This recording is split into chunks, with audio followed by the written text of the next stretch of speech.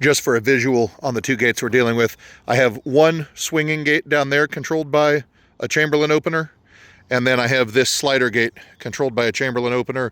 Existing infrastructure was that gooseneck right there.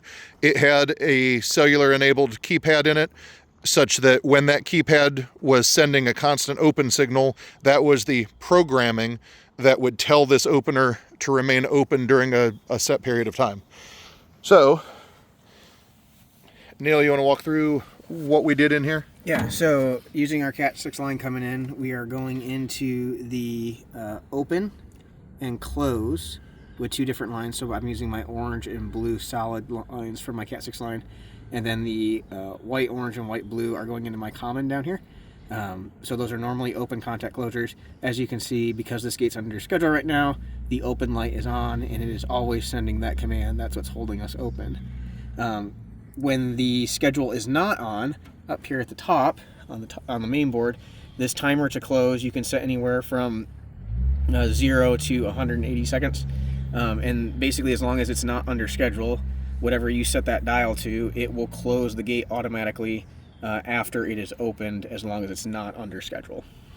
And up there at the top right corner, that flashing open, that's just the original board and an expansion board, but they're both receiving the same signal, right? Yes. Yep. Yeah, so the slide gate here, like we were showing, has the open and close options up here at the top. The swinging gate that's down at the other side does not have this open and close. It just has a single button closure at the top. So we're using the auxiliary board down here over there for our independent open and close. Since both of them had the same board, we just wired it the same way for ease of use. And one of the things that we discovered about using single button close, which is how we kind of started all of this, is that since it doesn't really tell UniFi what state the gate is in, even if UniFi is being told from the position sensor what state it's in, all it is a toggle. It doesn't actually override any schedules or override any function of the main opener. So the real victory here is the UniFi Access gate controller sending this perpetual open command that is keeping it open against its own will, because remember, it wants to close itself based on that in-house timer.